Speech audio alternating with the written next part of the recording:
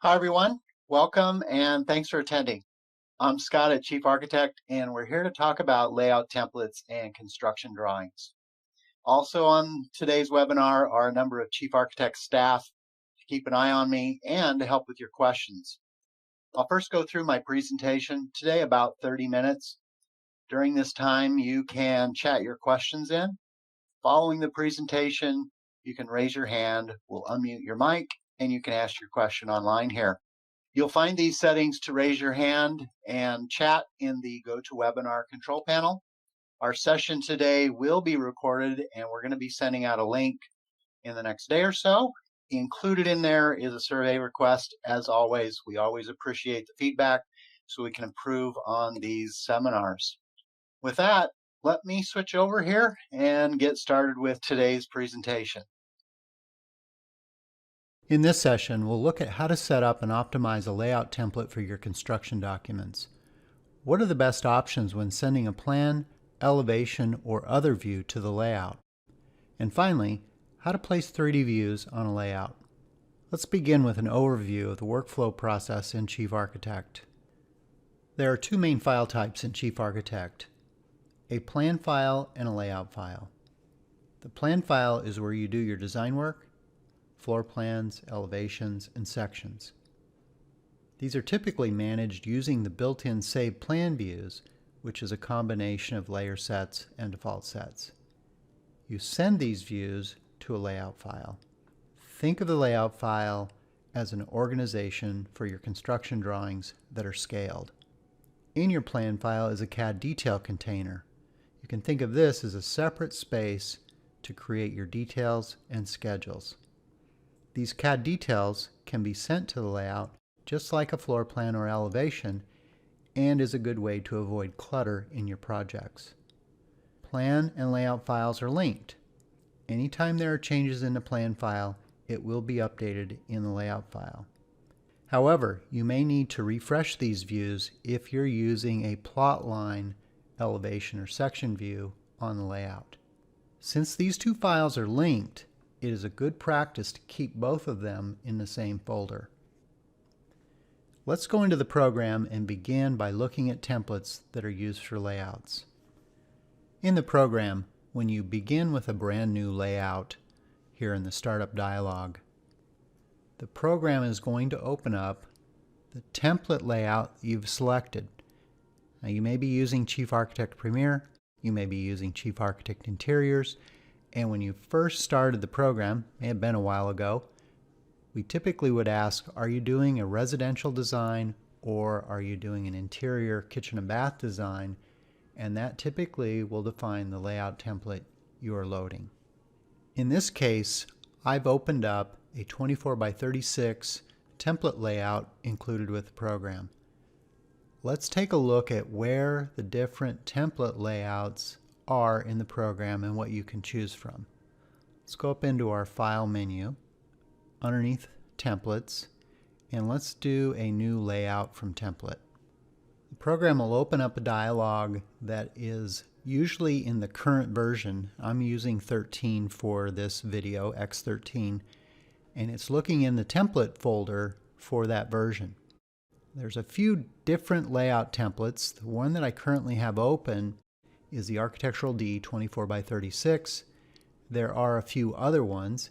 If you were using the kitchen and bath template, it would open up an 11 by 17 tabloid version of this layout.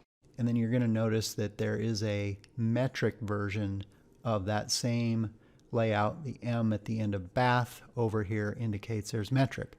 There are other layout templates. If you go to the layout borders, you'll see a couple of folders, Imperial and Metric. Underneath the Imperial, there is a architectural B, C, and D layout that you can open up, and you can see what these look like if we open up the B layout here. Notice that I have a new tab here, and this is the layout template. It looks very similar to the other one, and a lot of people typically ask, well, what size is the paper? If you come underneath your File menu system down to Print and Drawing Sheet Setup, you'll see this particular layout is using a 12-inch by 18-inch sheet of paper. I'm going to go ahead and close this smaller layout sheet that we have open, and let's just confirm that the initial layout that I opened previously is 24 by 36. I'm going to come down, look at the drawing sheet setup, and just to confirm, that's exactly what I have open in this particular situation. Now this layout I can start sending views to. Notice that I'm on page 1 in here. If we go to page 2, typically we'll be blank in the layout, and if we go back to page 0, this is considered the master sheet inside of your layout. Anything on sheet 0 will show up on all subsequent pages. If we zoom in over here on the title block, you can see that there is a revision table. That means on every single sheet, page 1, page 2, as we page through these items over here, you're going to see this revision table because it's on page 0, considered the master sheet. If I go back to page 0 and we come down here into the title block down here, and let's go ahead and use our text tool. Specifically, let's use our rich text tool. I'm going to click in here and I'm going to give it the name of the plan. So we'll just call this the Layout Webinar Plan. I'm going to rotate it 90 degrees, slide it in over here, and then I'm going to adjust the font. Let's go back, double click on that. I'm going to highlight the text, and I'm going to come in here and set this to be at least 1/4 inch and see if that looks a little bit better. Reposition it. This is now the title of my plan, and when we go forward on page 1, page 2, you'll see that that text will show up on every single page. The next thing I want to do to customize this layout template is to put my logo in here. Let's go ahead and slide down to the other end of the layout. And remember, we want to be on page 0 because I want to have this logo provided on every single page. So I'm going to go back to page 0. Again, this is the master sheet. I'm going to slide over a folder that I have my logos in. You can see a number of logos here. What I'm going to do is I'm going to pick one of them and I'm just going to drag it over into the layout. This will come in at whatever scale and zoom factor we're at. I'm going to click on this and I'm just going to resize this by quite a bit, and then let's use the rotate handle. Let's pull it around until it's at about 90 degrees, and I'm just going to slide this up in the title block, and now I have that particular logo. Now as you go back and you look at some of my other logos, some of these are quite a bit larger and has my company name in there. You can do the same thing in pulling that in and rescaling it. When you pull your logo in, one of the things that I like to do for images that are on a layout sheet, let's just double click and open this up. When you go into the picture box dialog, there's an option to save this in your plan. Currently this is a JPEG image if you look at the end of my file type. So I'm going to switch the image type to JPEG, and I also like to increase the quality of that to 100%. If I delete my logo or move my logo, then this is embedded inside of my template file and I won't worry about that being a broken link. There are other items in the title block here that you may choose to change around. Notice that the sheet, the scale, the date, this is a dynamic date field. It's currently using the current date. I'm usually not necessarily a fan of using this. So if you take a look at this macro by double clicking on it, you can see that inside of the text box here is the date macro code. If you drop down, you'll see a number of macros in here that we can use. Currently it's using the time and date. I prefer to just change this to the word date. In my template plan, that's a reminder that I need to put something in here. And then when I open up the new plan, if I want the date in here, usually it's going to be the current date or the rev number of the plan.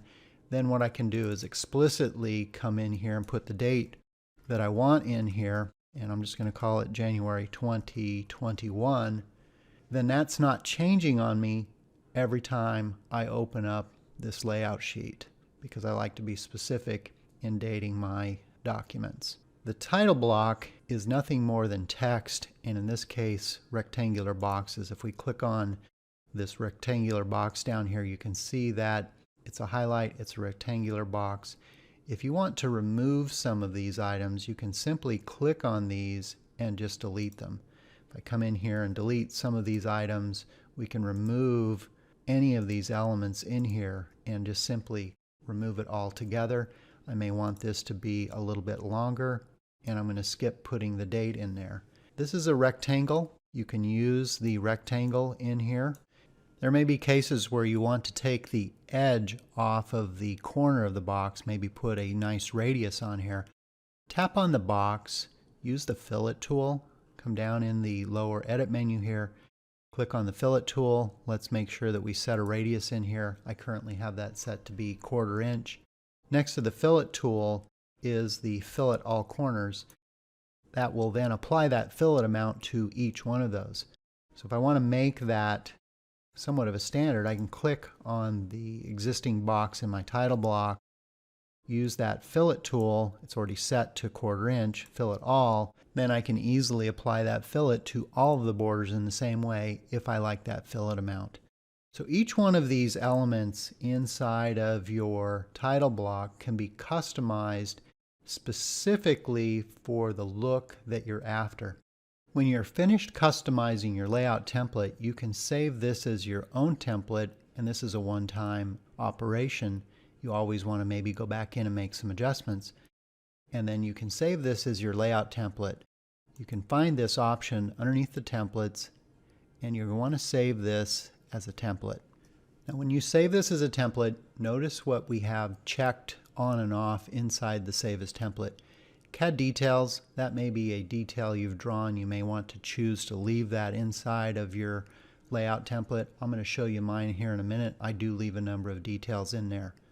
I make sure that's unchecked, and then for the non-template data, CAD, which is the boxes that we were just looking at in the border, the tables, such as the revision table, and then I use a page table for an index of all the drawings, and then text, such as the title of the plan or any other text that you may have there. And then in the very bottom of this dialog is to set this as your default template for future projects when you start a new layout. Let's go ahead and use that and see what the program does, asking us to save this. In the save operation, it's typically going to save this in the version of the program you're using underneath your template folder. That's a good location to save it. And then we can come in here and give it a name. And I'm just going to call it the webinar template. And then once that's saved as a template, you're going to notice that a brand new window opened up, layout template, Untitled 4, it's not saved. And it has any information that you have, and currently it opened it up to page 0. Typically I might save this at the time on page 1, and then when I begin my work it's opened up on the most frequent page that I use inside the layout.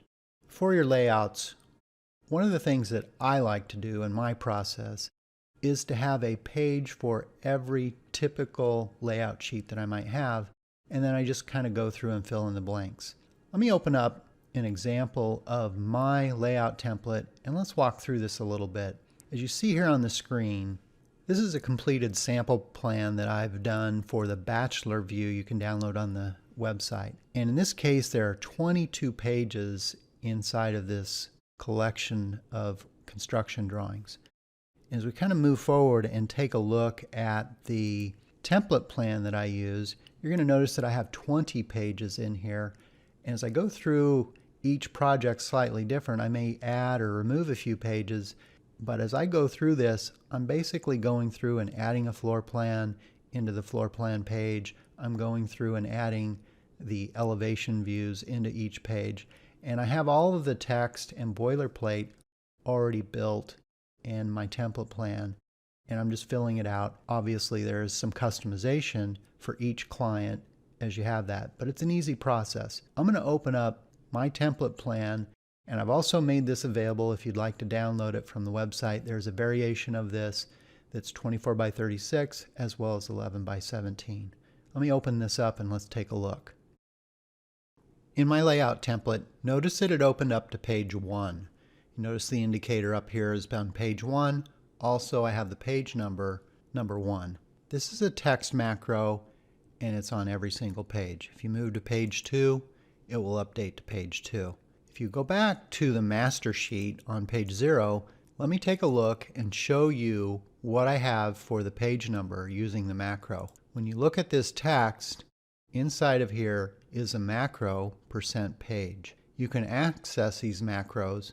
Underneath the macro information, under global, there's an area called layout info. The first entry is the %page for the layout page number. As you move through the layout and go through each page, that macro will increment for your pages. Now let's take a look at one more item as long as we're on page 0 and you take a look at the default page template text that I have right in the center here. Let's open up this one. Come in here and I have another macro in here for the layout title. If you kind of just slide over into my project browser, you'll see that the 21 pages that I have each have a name on here, project summary, all the way down through the kitchen plan and elevations. I go into the project browser and name those, and then using this text macro, it will pull that title into the title block. I don't have to type the text in a couple of times to have that show up on my layout sheet. The way to apply that data for each of your pages, come over to the page, right-click on it, come down to Edit Page Information. This opens up the layout page specification. In the label, I've used the macro for the page number. That's what applies the page information over here in the project browser next to the number 1. That macro, the #, is your page number. The title, project summary, you see that show up over here. It also shows up in your index table. You can easily change these different pages by using the drop down, coming in here and making the adjustments as you see fit. Once you've done all of these pages, this is kind of a one-time thing for your template plan. Let's go back over onto page 1 and let's take a look at this. So project summary is showing up on page 1. You see that over here in my project browser. And then if we zoom down into where I have my index of drawings, all of this information is being populated through this table. How do you get this table in the plan or in the layout? You'll find that underneath your tools, layout, and it's actually called the layout page table. When you place this, it comes in quite large, and then you can open it up and modify this table. Just double click on it. You can go through, change the text style, and then go in and grab each one of the attributes that you want to remove the borders, and then you can move and maybe even relabel some of these until you customize it. And what I've done in my case is I've made it much smaller. And if I decide that I don't need one of these drawings, let's say I don't need the ceiling plan, it's on page 8. I come over, I'll right click on it, delete the page. When that's removed out of the plan, notice that I now have a new page 8 and it automatically renumbers it just like an index of drawings should. And my layout template has all the typical pages that I want in my construction drawings organized in the way that I want. You're going to notice that I also have text in here. See that I have a rendering for illustration only. Maybe I need that, maybe I don't. If you look at the completed page 1 that I have here, you can see that I've used that text. If it's not needed, I'll simply remove it. Let's begin the process by going to the floor plan page on page 5. And let's zoom out just a little bit. And what I want to do is open up a plan and send out the floor plan. Let's talk about how to put labels on there and text associated with it. You're going to notice that I already have some text in here. I've opened up one of the sample plans we're working on in X13, and I want to place this on my layout sheet. This is a floor plan that has all of my dimensions and elevation cameras in here. Underneath my file menu, I'm going to come down and go send to layout. When you send a floor plan to layout, really the main options that you have are the page number. This is the default page number that I'm on, page 5. The send options send entire plan view, anything that's on your screen. The current screen, which would be kind of your zoom factor. Current screen as image is more of a screen capture. If you add a door or window or remove one, it will not update. It's only a screen capture. And then this is a linked save plan view. Currently I'm using save plan views. This is the floor plan view that I'm using. It controls my layer sets and my defaults. You can learn more about that in other videos we have. And then at the very bottom down here is the scaling factor. And I'm going to deliberately send this at a larger scale. Let's send it at 3/8. That will overfill our layout sheet most likely. When I send this out to the layout, you'll notice as we zoom out that the 3/8 inch scale is obviously not going to fit on this sheet of paper. You can always rescale a view after you've sent it out to layout. Tap on it, and in the lower edit menu is a little ruler indicator where you can rescale this view. And as I go up here and I just change this to 1/4 inch, that way I don't need to resend the layout sheet or the elevation view at a different scale if I decide that it needs to change. Rescaling it is a quick way to do it. Now when you send a view out to the layout, this is a crop box. If you tap on it, you can simply come in here and crop off certain things. I have an extra elevation camera out on the right. If you zoom in, you can see it down here on the bottom as well. I don't want to see this camera call out, so I'm going to pull this up. Now this crop box can be shaped as well. There may be situations where maybe you have an L-shaped bedroom or something and you need to reshape it. You can tap on this box, and let's zoom out a little bit. I'm going to use the break tool, number 3 on my keyboard. You'll also find it in the lower edit menu. And I put a break in here. Notice that the red indicator in here and the extra diamond that I have right here, I can actually break this and crop out certain views, maybe a hallway or something that I don't want to see, and you can reshape this. You can also do it at an angle and reshape that. I'm going to press undo here a couple of times. Let me slide this up a little bit towards the top of the page. I'm going to crop it down a little bit. One of the things that I like to do is I like to control the text for my floor plan. Let's slide that up just a little bit more and zoom in. So you see how my floor plan text says first floor 1/4 inch scale. This is formatted in a certain way that I like to see it.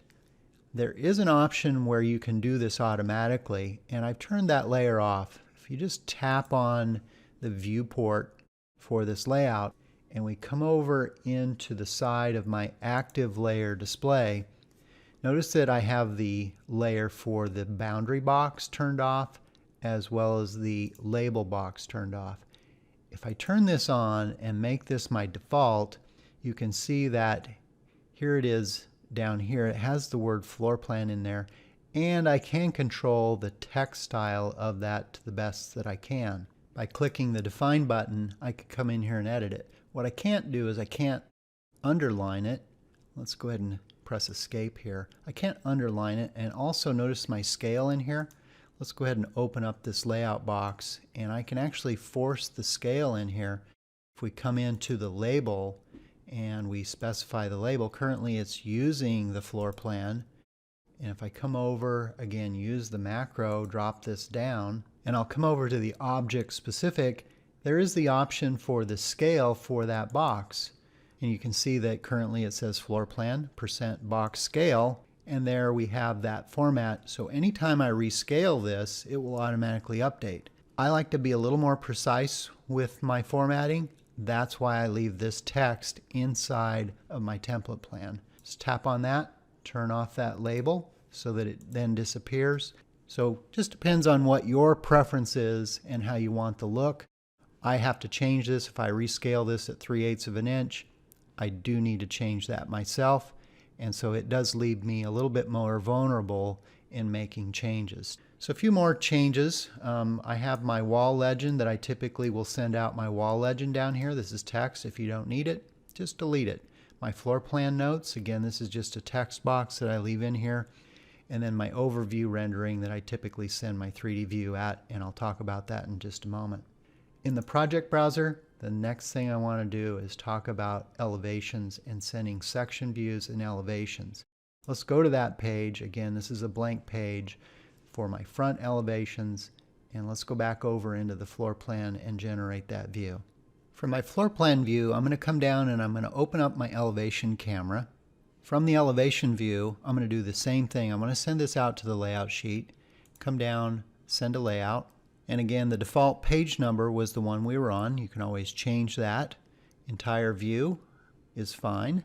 And then there's a few different items that you can change for your elevation or cross-section cameras that are different from the floor plan. They are the live view versus plot lines. You can think of your floor plan view as plot lines. For the live view, these are cameras that we offer: watercolor, glasshouse view. The screen up behind this dialog is a vector view. And then underneath of this is update on demand, which means if you make changes to it, you need to force a refresh.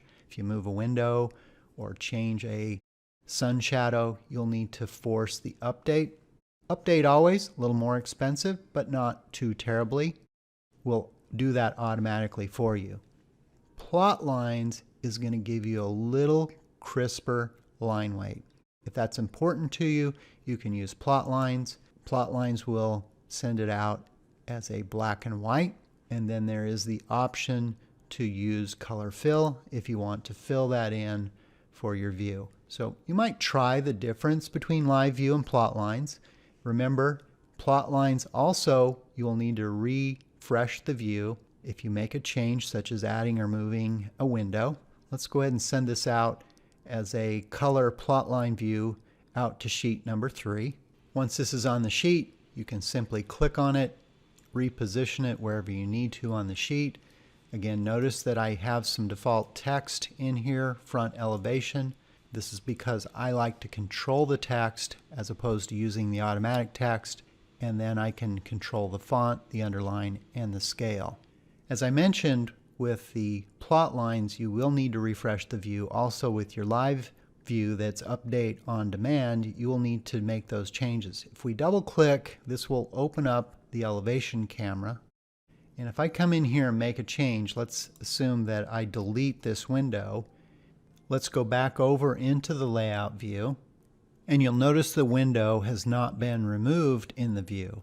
Now there's a couple of things you can force this to update. When you're in the elevation camera and you close it, the program is going to prompt you to update the view. This is typically the easiest way to keep your views updated. Let's assume in this case that I say no, don't update it. There is also a refresh inside of the layout. Tap on the view, and in the lower edit menu you're going to see a refresh or update view option. When you update the view, of course this takes a minute to update. Plot lines do take longer than the live views, but eventually this updates, and you can see now the window has been removed. If you have many elevation or section views that need updated, you'll find a tool up in the upper menu to update layout views.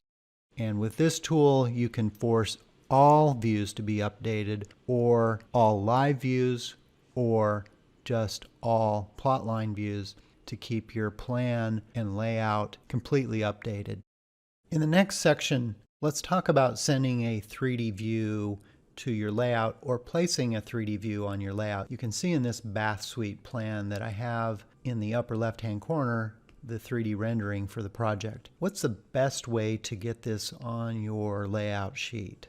I'm going to go down in the layout template. Let's go down to the bath suite page, and you can see the template that I have set up for this. Back over into the floor plan. I'll switch the plan view to my camera's view, which will also change my layer set. This looks a little busy, but I've got my saved camera for the bath. Let's just double click, open it up. From your 3D view, you can now send this directly out to your layout. Under the File menu, come down to Send a Layout. Notice that the scale information is blocked out. Since there's no relative scale to the perspective drawing, we'll go ahead and send this out to the layout sheet. Once it's on the layout sheet, then I'll kind of position it. We'll slide that up into the upper corner. And if you hold the letter X down on your keyboard, you can easily resize this concentrically. Go ahead and slide it up, and that's how you can get a 3D view on your layout sheet.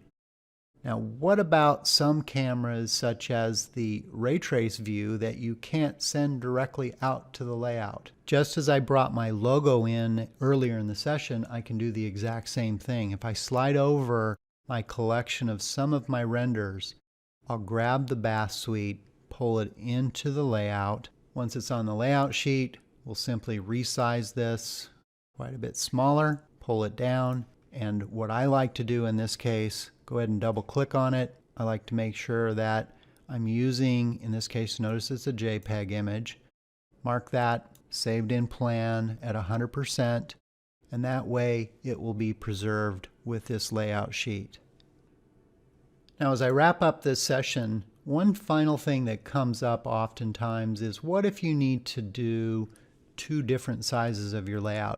Notice in my title block that I have my scale set that it's 24 by 36. That means if I take this layout sheet as we fill the screen and I print it as a PDF, I'll have that PDF and I can easily print this at 11 by 17. In doing so, that will then negate the scale. However, since I have this disclaimer in my title block, that way, hopefully I have all the dimensions that I need on my plan and I don't have any of the crafts or tradespeople pulling out a slide rule on the job site. So I've just simply put that on page 0 on my plan. If I tap on this and look at my title block, you can see that that's right in my title block on page 0.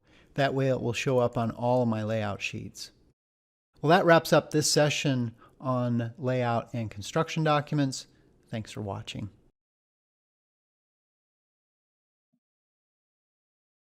Okay, during the session, there was a mention of having these templates that you can download for the webinar today, and we're going to chat those out. I'm also going to just pull this over. If you go out to Chief Talk, and let's just start at the top here. If you go out to the Chief Talk user forum and you come down to our announcements, you can easily get these by going to the January 21st webinar session, and there's a link to grab those templates if you want to download those right here. And again, we'll send a direct link out in the chat. So with that said, if there's anybody out there that have live questions, we're going to soon turn it over. Be sure to just raise your hand, and when Carrie calls on you, be sure to just unmute your microphone. So I'm going to turn it over to Carrie. Hey, Scott, looks like Tim Schrock has a question. Hey, Tim, Yeah. Go ahead and ask.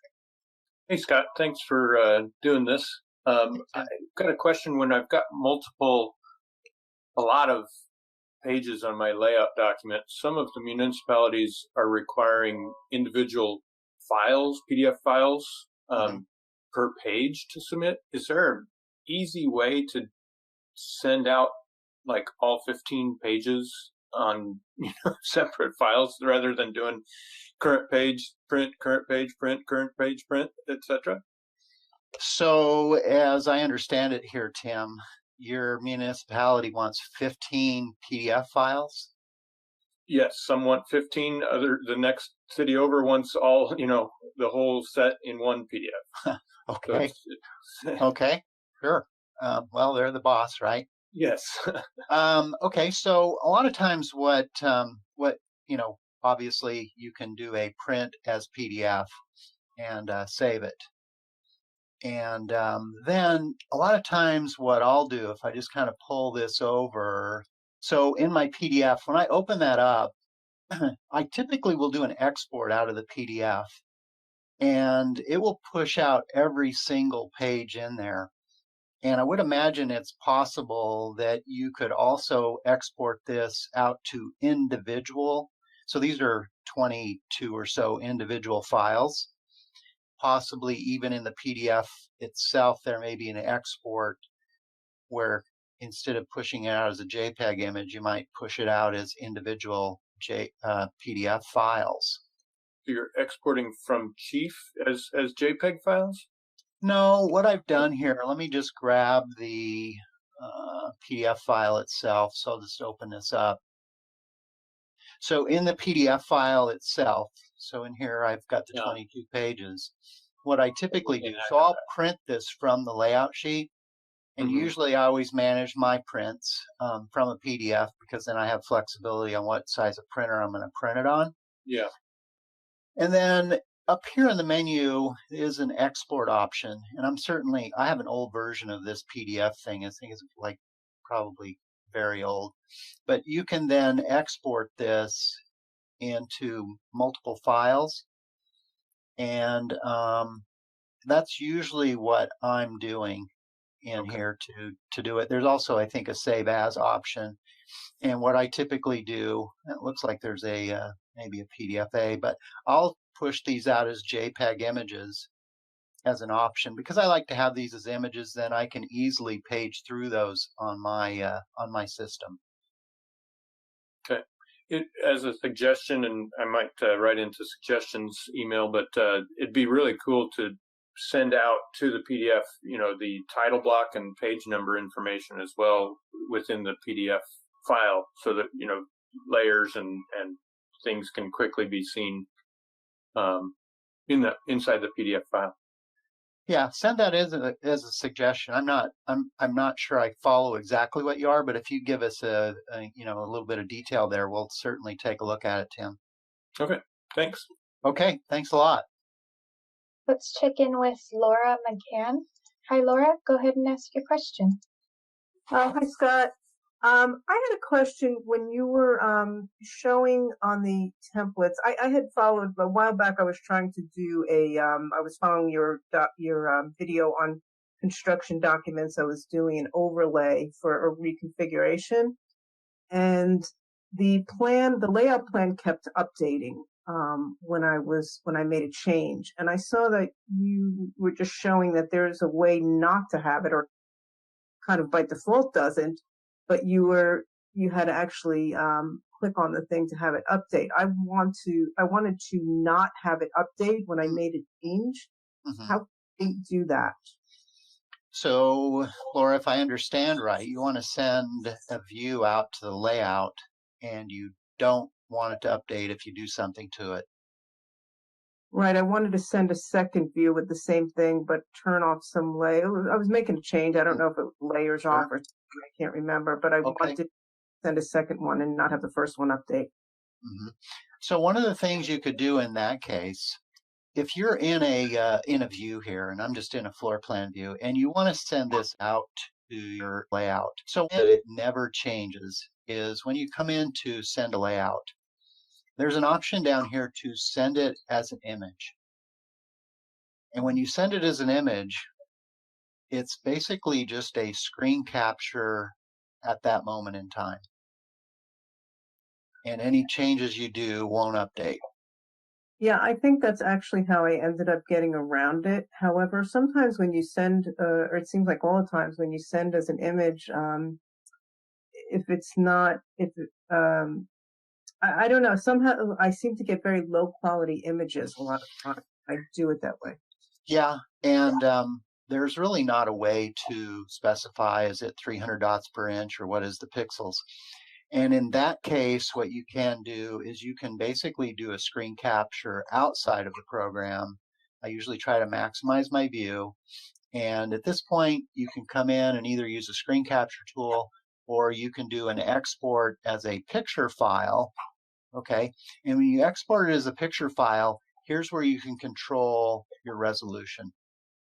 And if you use it at a higher resolution, I have this set at 300 dots per inch, then I will save that on my folder and then drag that in. I don't know if you noticed earlier when I drug in the logo for the layout sheet. Then you can just drag that in and you're going to get a higher resolution image on your layout sheet. Okay, that makes sense. Thank you very much. You bet. Thanks for calling in today. Scott, Erin typed in her question, which was, should we create new templates every time we upgrade to a new version?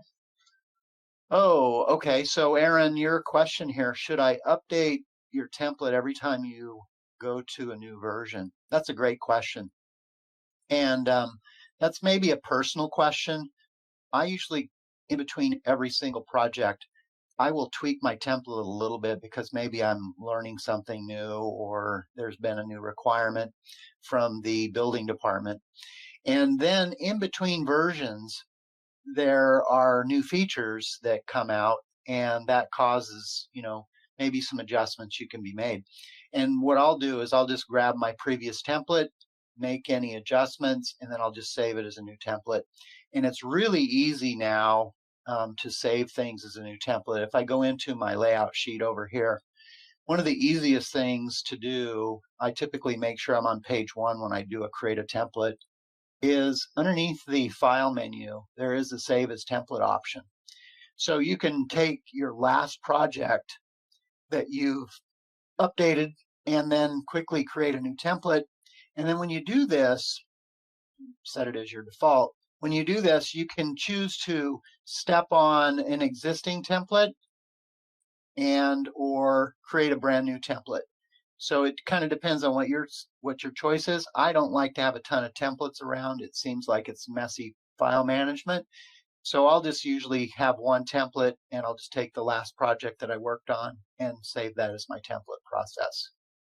Hopefully that helps. Aaron, if you have any more questions about that, be sure to just chat in what you have. Thanks, Scott. It looks like that answers her question. And Great. we're going to go to Bobby Freeman. Hi, Bobby. Go ahead and ask your question. Hi, yes, Scott. I'm calling. I usually print up a PDF of the plans out of my layout, and it ends up being 83 megabytes or some large, ridiculous amount. Is there a way to reduce on the size of the files? Okay, so Bobby, you want to create a smaller footprint of your PDF. Is that what you're after? Well, I print out 24 by 36 plans like you have shown here, but by the time it prints to the PDF file size itself is extremely large, and even switching between pages on my layout is extremely slow. Mm-hmm. Yeah, I'm just trying to figure out if there's some way to reduce that. Sure. Well, let's kind of take your first question here. Your PDF is large. Let's see how big mine is here. Mine's probably mine's 23 megabytes that I have here, and it's full of, I think, 22 pages in here. So when I go out to create my PDF underneath the print menu, and I choose the option when this pops up to save as PDF using the Chief Architect PDF. Now, if you have a PDF print driver installed, there is another option there as well. I'm just looking for the resolution up the top. So the resolution is going to have a big difference on your file size. Right now I have 600 dpi on my PDF. That's pretty large. So if you're using this to put on a website, 72 is going to be way smaller and probably work. If you're actually going to be printing this at a print house, I think most likely between 300 or so is pretty high quality. Have you adjusted your dots per inch in this print dialog at all?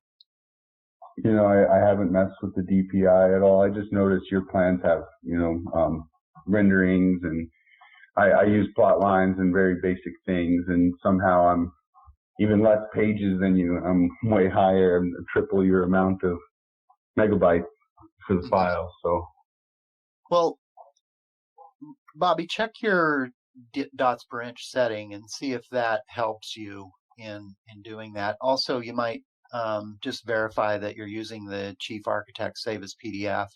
I know when I've used the other PDF setting that I have here, they seem to be larger in that case.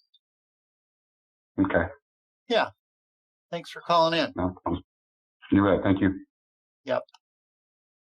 Scott, we have Julie Myers. Hi, Julie. Go ahead and unmute yourself and ask your question. Hi. Thanks, you guys. This is one of the areas I struggle with. How do you save the files for each project? Do you save them in a special file on your computer. When you talk about saving your files, you're talking about maybe saving your plan file and saving your layout file? Yes, like if I was doing a project like this, and it would not be this large, but if I wanted to save them for each client or whatever, how you save it in your documents. Yeah, now file management's kind of just a personal thing, and how you choose to organize your life. And this is the process that I use that I like to just share with people. Doesn't matter how you do it, but it's a good thing to have a good process in. So typically what I'll do is somewhere on your computer, you have something like My Documents or another folder. And then each time you get a new project, this example that I have here is the Smith residence, I will always put the plan file and the layout file in the exact same folder. They're linked files, and since they're linked, you typically want to make sure that you're storing those files in the same folder. You don't have to, but it can cause problems or broken links. It's just a good practice. And then I will typically then have other folders that are supporting folders for specs or contracts or backups or PDFs that I usually manage with the client project. Does that help? Yes. That's exactly how I would do it. I just wondered how you did it. So yeah, and I believe we did. We'll chat this out. We did a entire session here on file management, and Carrie, maybe you can chat that out, or somebody can chat that out. And if you're interested in learning more about that, there's a entire session on that. Great. Okay, thank you. Yeah, thanks for calling in. Scott, we have Robin Fisher with a question. Go ahead and unmute yourself and ask your question. Thank you. So I have two questions. So I loved the little hint on getting the title on each page, which is great. But while you were talking, I tried doing the same thing with scale. So when I do on my page one, I have a, hold on a second, I was trying to get to page one so I can show you. I have a layout page table, and under comments is where I put the scale. So using the same theory of using the title and getting that into on my title block, I tried to create a macro using comments because that's where it is in my layout page table. It won't work. What am I doing wrong? Okay, Robin, what's your second question? Okay, so the second question is, I'm a kitchen and bath designer, so almost everything I send to layout is at half-inch scale. How do I change it so that way when it comes up on layout, it says half-inch instead of quarter-inch? Okay. There's got to be a way to do it. I haven't been able to figure it out. Okay. Well, thanks for calling in, Robin. And let's take a look at your first question here. If I understand right, let's zoom in down here. You want to have a scale indicator for each one of these pages? Yes, yes. And I have that on my layout page table, which is on page one. Okay. Right? But what I wanted in, so like, you know, on my title block next to like where it says Chief Architect, I have a little section that says scale, but I've always left it blank, right? So instead of, because I understand what you're doing, you have it on your paper so that people understand what scale what page size you originally printed it at. Right. But mine's always on 11 by 17, so I'm not really concerned about that. Right. What I want to be able to do is, instead of scale being an overall every single page, talking about the page of the drawing, I want to be able to say that this drawing is done at half-inch scale and this drawing is done at 3/8 of an inch scale or whatever. Okay. So when you are looking at each page, let me zoom out here, and let's just kind of skip ahead to maybe, well, you're a kitchen and bath designer. Let's just go to the kitchen page here. So are you sending more than one view to a layout sheet? And would you ever vary this? No, typically each page, if there's more than one page on a view, more than one view on a page, then they're typically at the same they're at the same scale, or I use keynotes. So I put a lot of keynotes on that same page. So with an elevation, there'll be keynotes. Right. So one way you can do it, I've opened up an 11 by 17 template here. And what you can do is you can determine if you want to have scale listed on here somewhere. Right. And if you wanted to have it on every single page, you could go to page 0 and put the scale as 1/2 inch, and then it would show up on every page. Now, if there's varying pages, maybe you have a big kitchen, it needs to be 3/8, right? Right. So there are varying So in scales. that case, what you might do is on page 0, you might delete that text. We'll just use this as the example. So I delete that, and let's assume this is where my scale is going to be. Right. And then I'd come in here and I'd put the scale, and I'd probably do something like this. Put in scale, 1 inch, 1/2 inch equals a foot.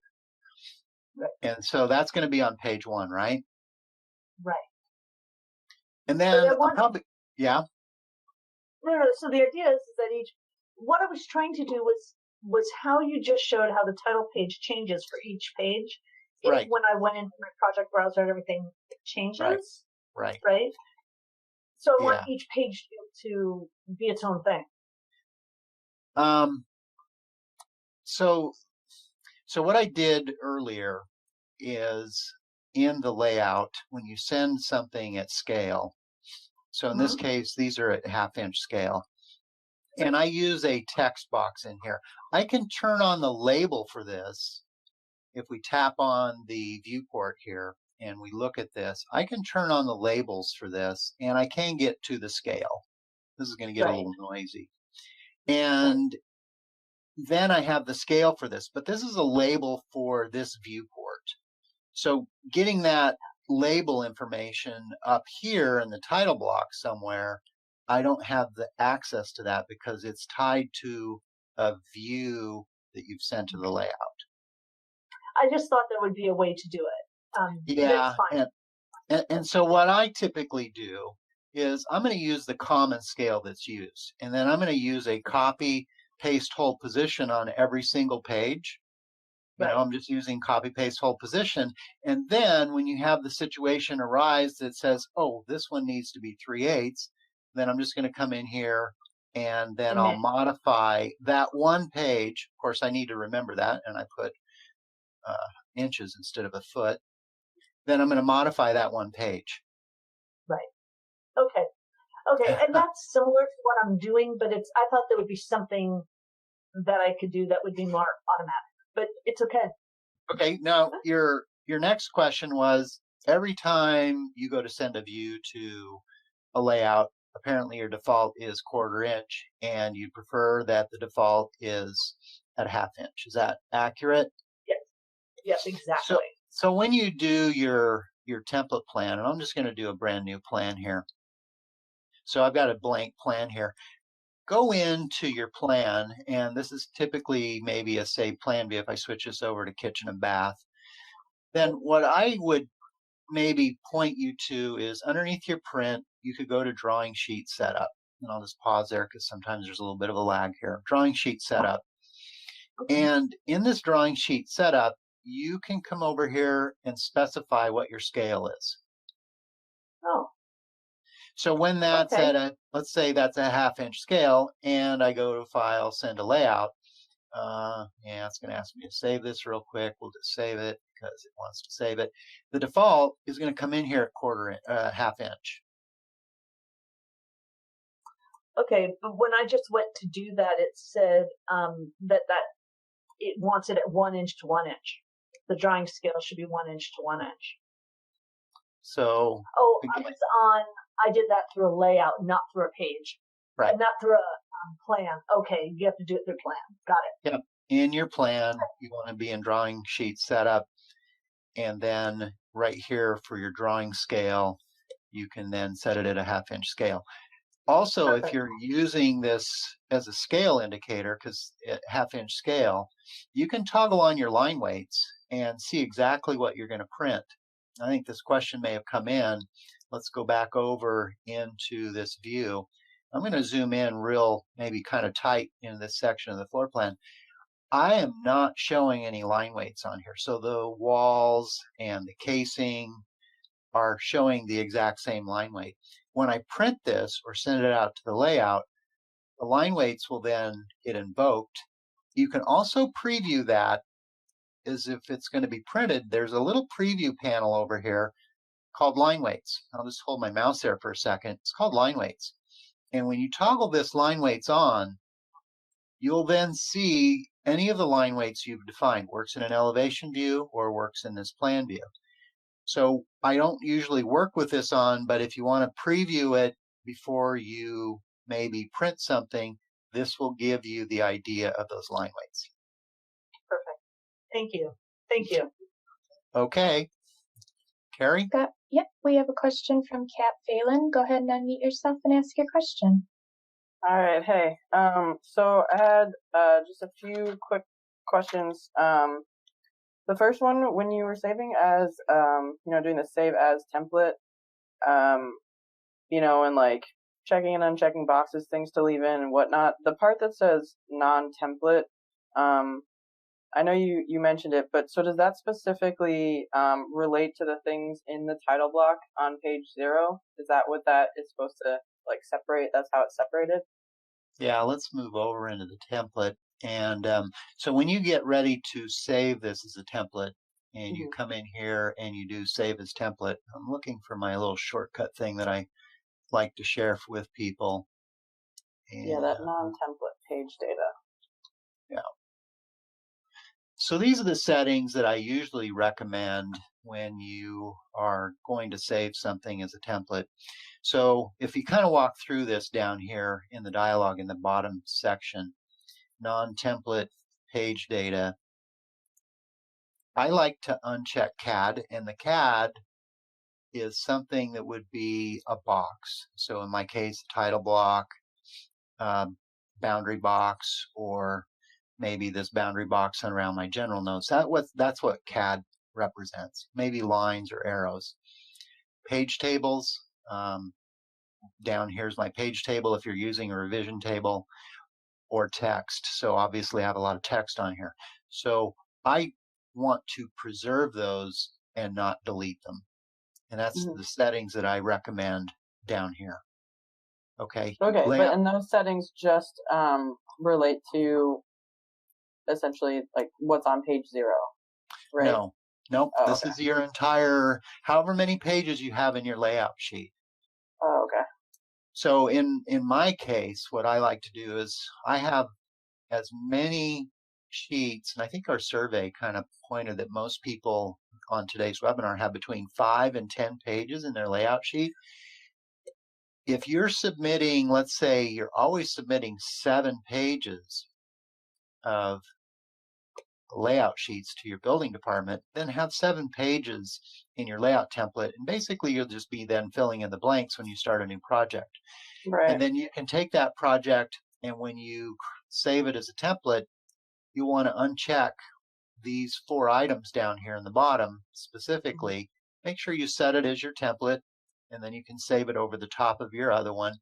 And then that's going to take all of the data, and most importantly is you're deleting your layout box data, which is the viewports for things like the floor plan or your elevations, anything that's client specific, it's removing those.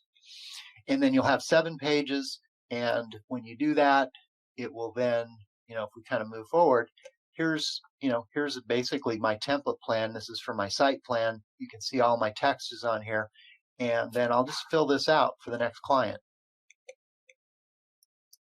And checking the box that said layout, what you said for like the views that you send there, that means it's removed? I thought it was like things you wanted included. So let's just kind of look at it one more time. Let's do save as template. So this is saying delete. What do you want to delete? And by unchecking it, it will preserve it. So these things that I've unchecked will not be removed from this file. Okay, so that delete all relates to everything, not just those 6 boxes that's underneath If it. I come in here and I check delete all, what happens is everything is now checked. Okay. And if I save this, it'll be basically a blank sheet with nothing on it. Okay, so the check boxes means you want it removed. Okay, gotcha. Yeah. So give it a try, and yeah. Then again, like I was one of those people that had said that would like to use templates but haven't.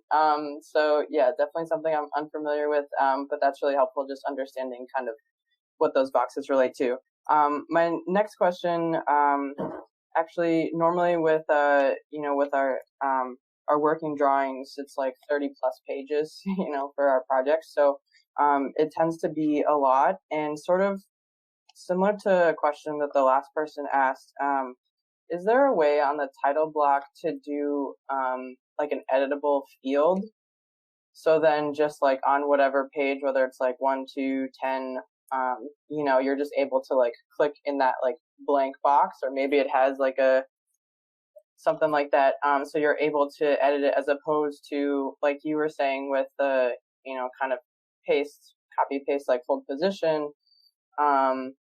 But in terms of like, so you're talking about like the sheet titles, and because, it's not like we have 10 pages for every project. Sometimes it's, like a bunch of units. Sometimes it's a single family. Sometimes it's, we're doing a lot of residential development. So it really varies. So having like a set number of pages is great, and like having one of each, but inevitably we're going to have 3 of that one page. So, when you go then to adjust it, and now you're adding like, those sheet titles, it's like, I guess you would have to like, I don't know, add a lot more sheets. But basically it would be really great if there was just like just like you set those, like change the page number automatically or pull this information, that it would just be an editable box just for like maybe one, or like whatever you want to use it for. So then on whatever page you're on, you can just click that and enter in, whatever the sheet title is for that particular page, or other information.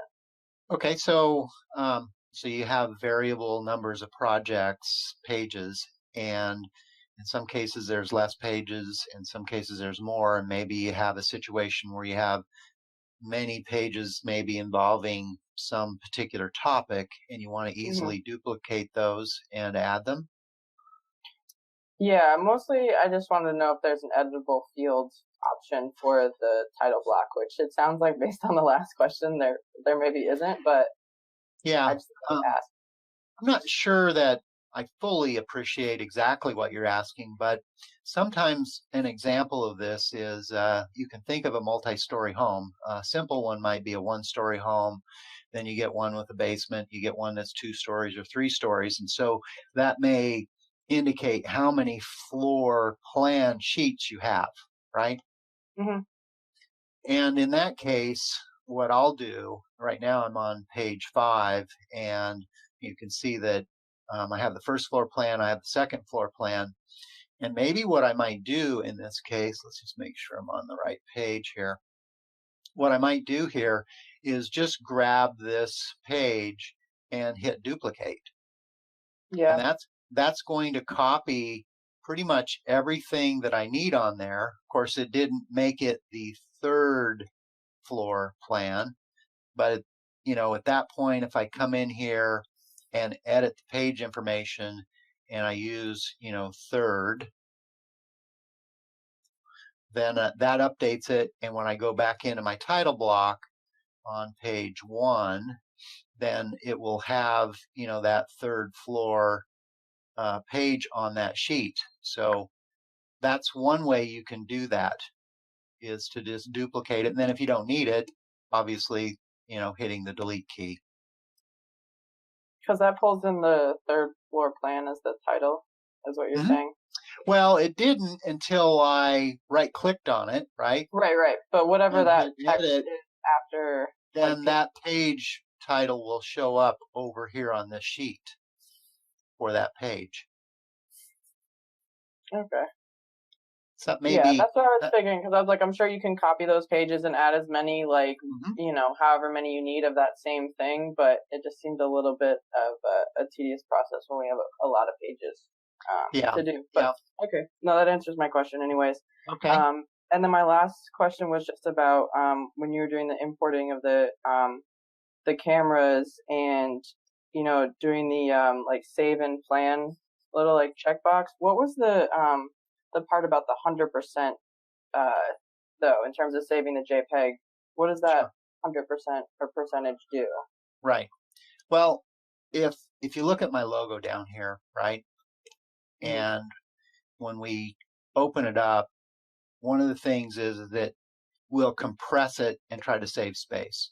So I usually don't want that to happen, and I'll set that to be at 100%, because when I bring in other images, so sometimes I'll bring in an image, if we zoom in here, of maybe some tiles, and I don't want the quality to be compressed.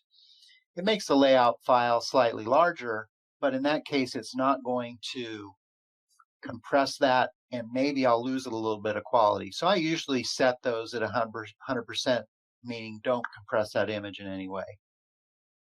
Okay, perfect. Sounds great. Yeah. Awesome. Thank you, Scott. Okay, thanks, Kat. Let's check in with Kimberly. Hi, Kimberly. Go ahead and ask your question. Hi, I have a question. While you guys were talking, I went to the link that was supplied in the chat for downloading the templates, and it's not letting me open the templates because I'm not running X13. Okay, so those templates should be in the X12 format, but we'll verify that. They should be. I'm running X11, so that's still a problem. Yeah, those templates should be in X12, which means you would need to have X12 to be able to open those. Yeah. Okay. When is 13 coming out? Because I just kind of wanted to skip 12. Yeah, sure. So we are currently in a beta program with that today, and we expect that will be released sometime in the first half of the year. We don't have an exact date other than we're thinking it's the first half. Typically, we go through a couple of different betas to make sure that we've identified any issues that may be in there. And if anybody's interested in that, of course, you can send an email to beta@Chief Architect, and our folks there will, we have a limited number of people, but they'll take a look and maybe get added, but about the first half of the year. Okay, thanks, Scott. Yeah. Scott, we have George with a question. Hi, George. Go ahead and unmute yourself and ask your question.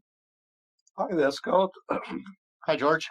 I'm fairly new to X12. We've only been using it for about 6 months. And the file management methodology you outlined earlier is probably the nearest to what I do. Every project has a project number, and then the drawing files themselves are incremented as I work, as I develop the project. The principle I apply is that every drawing that leaves my office must be auditable. I must be able to reproduce it in future, should there be a query or a problem or whatever. So my plan file starts as Rev 1, and then later on, if I make more changes, I name it Rev 2, and so on. Now, the problem arises, I generate the layout file, I print the drawings, they go out to clients or to the planning department or the building regulations department. Inquiries come back, and I need to make changes. If I increment the plan file, Rev 3, the layout file is no longer synchronized with it.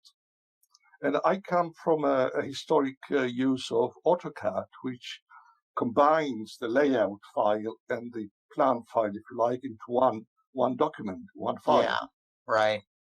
So I always get a bit confused because I have more than one plan files contributing to a layout file. Right. So is there a way I can interrogate, first of all, a layout file, point to a view and say, which plan file did this come from? Okay, sure. Okay, well, welcome, George, and yes, good evening to you. Okay. Okay, so a couple things, and we'll go in and look at how this is linked. But in your example where you have more than one revision, and apparently clients make change their minds, and building departments change their minds, or you may need to make changes, so that requires you to do a revision. Customer is always right. And so to think that you would never have a revision means that you have the perfect customer. So, one of the ways that I manage my work is you're right, when you change the plan to Rev 1, Rev 2, Rev 3, you potentially might break the layout link, or you may have more than one plan file linked to the layout.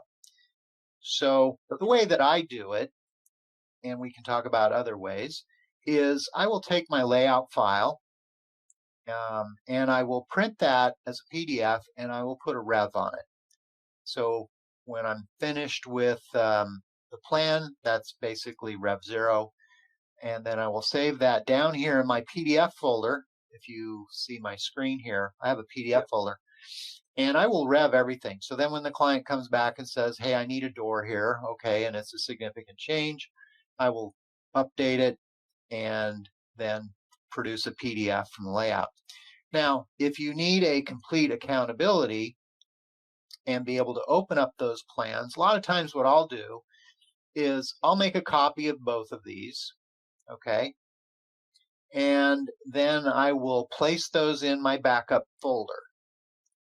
And typically I will then append a date on it or a rev number on it so that I can then go back for complete line of changes or chain of changes that I need to manage.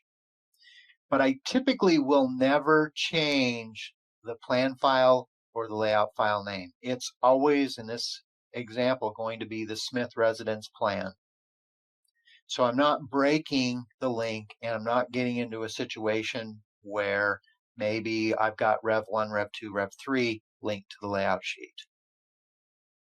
Okay. So that's an approach. Now, the question that you brought up, and let's make sure that I can maybe grab one of my existing layouts that actually has something in it. So give me just a second to pull one out. Okay, so let's just zoom in here. This is a small representative elevation.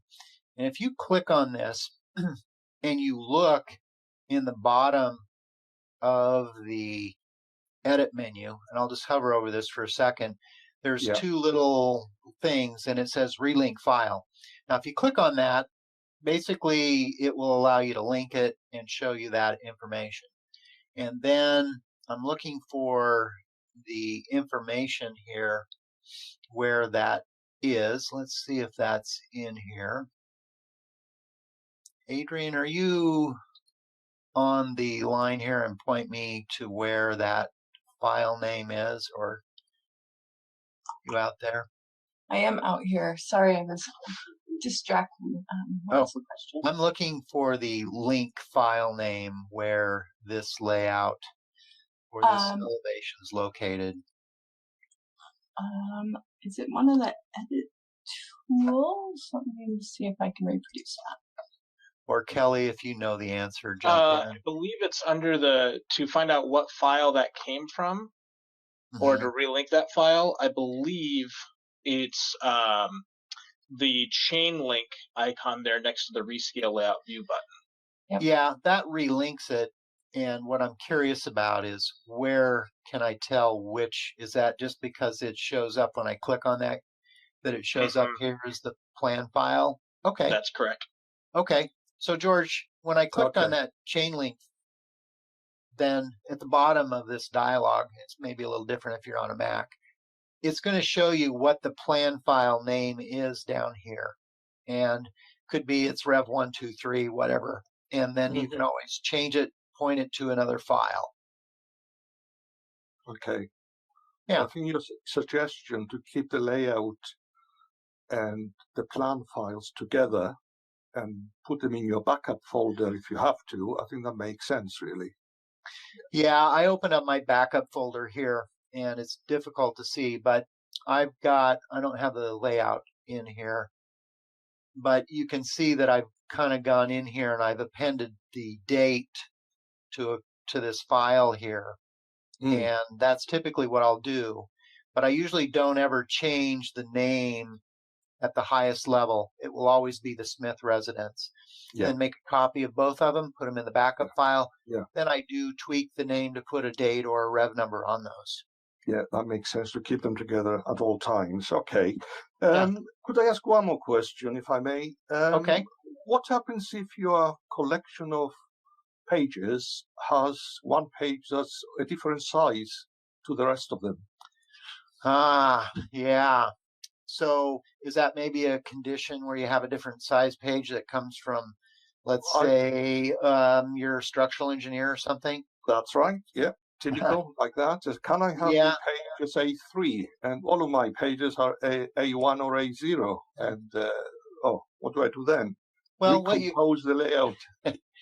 What you could do is, one, you could break the macro, and so it's not an automatic page number, and you could manually page number them. But what you might do is leave that page. Sorry, Scott, I meant the sheet size is different. It's not the same.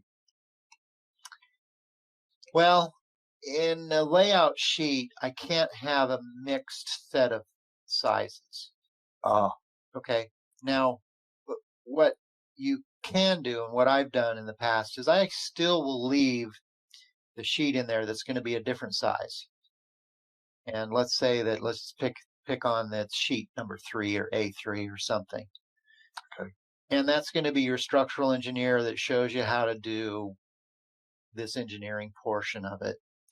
And what you can do is just not print that page, and then take that sheet and, that you print separately that the outside firm gave you, and then just make sure that it's labeled appropriately.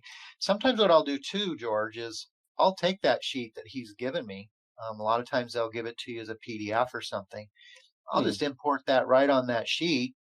And yeah, it's a bigger sheet, but it's got the data on there from the engineer, and then it's fully contained in my set of drawings. Okay. That might be one way to do it. Yeah. The other way, I suppose, is to create another layout. Yeah. Specifically for that page. Yep. And then you just manually label the page number to the number. Yeah. It doesn't happen very often, I must say, but when it does, it's a pain. Yeah. Sure. Yeah. All right. Thank you very much. Good evening. Many thanks. Good evening. Scott, we had several people write in wondering if you could explain how you displayed the material swatches on your layout. Was this the page here that was in question? Yes. Okay, so that's a fairly common question. And in the session earlier, we showed how to bring in an image, right? And I brought in the image for my logo. It's no different when you want to bring in an image, any image. And in this case, these are images for these tiles, right?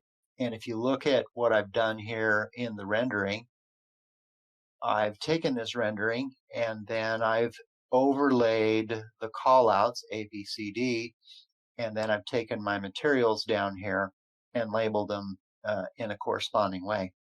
So the way that you typically do that is you find out what the material is, you can find the image from your manufacturer, and then set it up. And let's do this on maybe a new sheet. We'll go to our 11 by 17. Here we go. Here's an open blank sheet that I have.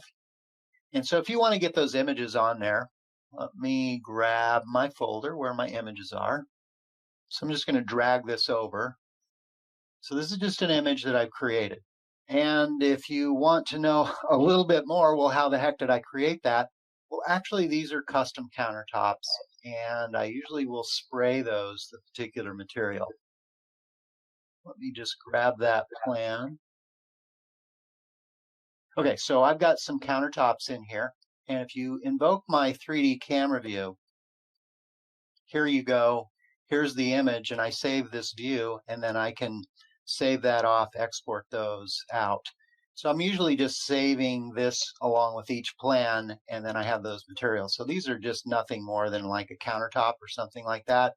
You spray it out of the library browser. Then once you do that, file, export, in my case as a JPEG image, I'm not sending that directly to the plan because I want a little higher quality and resolution. So once I save that as a file, then I just drag it in as a separate image. And after it's all said and done, it then kind of looks like this, what I've set up in this layout sheet. Thank you, Scott. We have a question from Larry. Hi, Larry. Go ahead and unmute yourself and ask your question. Oh, hey, you guys. Hi, Scott. Hey, Larry. Very good again. As always, I really appreciate these webinars. But I had a comment about regarding the other caller and the checkboxes when you're saving a template. I didn't understand by just looking at what those checkboxes mean. Okay. I now get it that if you check it, it will be deleted. But if you don't check it, it won't be deleted. Right. It'll be regained, right? Yeah. But the dialog box is not clear to me Okay. at all. When I look at Okay. it, I'm just saying maybe there's another word delete on there with the page template things or something so people know what a checkbox actually means. And you know how I am. I'm kind of thick when it comes to this sort of stuff, and things take a while to get in my brain. But I was genuinely confused by what those checkboxes mean or meant. Right. Yeah. I agree, and that's one of the reasons why one of the things that I explicitly do is I created a screen grab of the template for that and showed explicitly what's going to be deleted, because to usually delete all in there will just blow everything away, and then you have a blank thing. And as soon as you realize that, you think, oh well, I did it the wrong way. But yeah, you're right.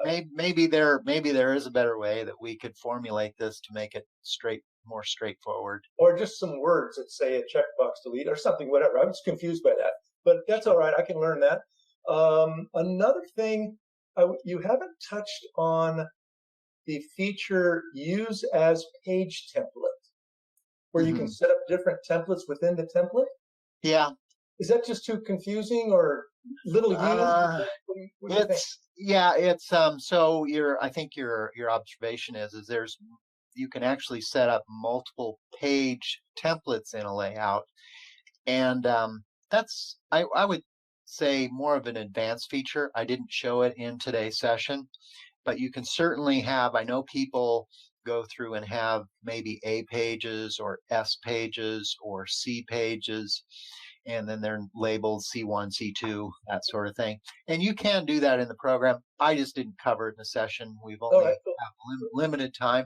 And it can be maybe a little bit more of an advanced feature, but certainly if you're using more than one page numbering system, that's a nice way, and it also can set up a different template for those kinds of pages. And it's called so thanks for pointing that out. As far as saving, like for Rev A, Rev B, Rev C, something I will do is take, and I'm not sure this is, I will take my layout and I'll save the layout as Rev A. I'll take the plan, save it as Rev A. Yeah. And then when I go to Tools, Layout, Reference, Plan Files, I'll make sure that only Rev A is referenced in that entire layout, and everything stays aligned with that Rev A. Replace all the files that are in there, all the plan files with the current file. Is that a reasonable way to? That sounds very reasonable. There's a lot of ways to solve file management. That's, my way is probably not the best one, and that sounds like a good way that you have put together there. Okay, that's kind of. Well, I just want to make sure I wasn't setting up any landmines. This seems to work fine. So yeah, well, great. Okay. All right, thank you. Appreciate it as always. See you, Larry. See you.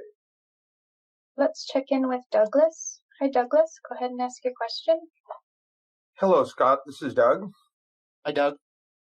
Hey, question would be, on a Mac, when we hit that link file on your Windows machine, yeah, you were able to see the current file linked However, just yesterday, I called tech support. On a Mac, we don't see that. It's invisible. Is it somewhere else hiding on a Mac machine? It probably is, Doug. But I've got my Mac over here on the side, and I may not be able to get to it quickly. Kelly, you're still on here. You're one of our Mac gurus. Are you able to jump in here and help Doug out?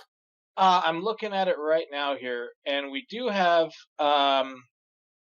He's right. So what'll happen on a Mac is it will point to the folder where that file is stored, but it won't give you the exact name of what it is that it's looking for. What it will do in that moment, though, is it will highlight things that are, or will show things that could possibly be there. Another way that you could do that in that moment is you could also go up to under the Tools menu, Layout, and then Referenced Plan Files. Will show you the exact name and path of the files that are there in the entire layout, not just on that particular view. Is the only drawback with that. Okay, so how is that done then? So you're going to go to the Layout menu. Scott, you go ahead and do it. I'll let you talk there. Yeah, I'll pull up maybe one that actually has layout data in here. So Doug, what he was suggesting is underneath your Tools menu, come down to Layout, and then down towards the bottom here is the Reference Plan Files.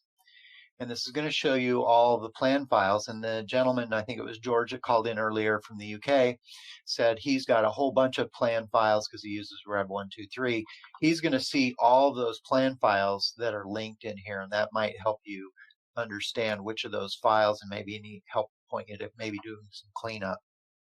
Great. Okay. Second question was, I was taught by an advanced user regarding the question to save a current layout and plan file. And I can't recreate that, but it was something like inside the layout file, do a save layout as, and that it would automatically rename all of the files that are in your current layout file, would relink them to the plan file. And I did it successfully, and I can't remember how that was done. So example, open up your layout file and do a save file as and change it to a new name. Yeah. And it would then link to the other plan files. And it worked, but I can't recreate it. Okay. So in the layout file, perhaps if you do a file save as. Correct. And you give it a new name. Let's just do that. I haven't tried this. We'll call it new layout. I'm not familiar with it. And so once I save it as a new layout, of course, it opens up over here. Let's close all of my other stuff going on. And I think what I would probably need to do, so this is the new layout.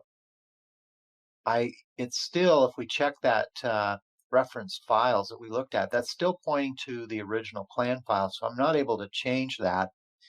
What you could do at this point maybe is save that, browse, and relink it to the new file. And maybe that's what it was, because it was a very simple process. Yeah. Now what I'm doing is I'm just going into the layout file and relinking every file, because I couldn't recall how that was done. Yeah. Yeah, it sounds like an interesting trick. In my process, when I get ready to do a new project, I'll just take the current project and basically save them as a new template, and then, or you can save the plan file and the layout file and put them in the new folder, and then start from there. So a couple ways you could do that. All right, thank you, Scott. Thanks, Doug. It looks like that's all we have today, Scott. Okay. Well, hey, thanks everybody for attending today. I had a couple things for you. And the first thing is, let's talk about what's coming up next. Let's hop over to the website. We've got a couple of sessions coming up. You can sign up from the front page. So we have a virtual training class for the kitchen and bath class. These are 4 days, 4 hours a day. This is a full training class. And if you sign up now, we've got a 20% discount. That starts February 3rd, which is a Wednesday, and Friday, and then the following week. So that's going on. Our classes that we do offer are on demand, so you can watch those at any point. Our introductory class, if you're a little bit newer, is free. And then we have the intermediate and the kitchen and bath we were just talking about. If you're a little bit newer to the program and want to attend our boot camp session, again, this is another free session. This is this Friday at 10 a.m. Pacific. So sign up for that. Just use the sign up button. And then next week, we'll be back here. One of our rendering gurus will be presenting next week on creating 360 renderings. We'll be talking about a little bit about what's new, where you can do some exterior scenes to create 360 renders.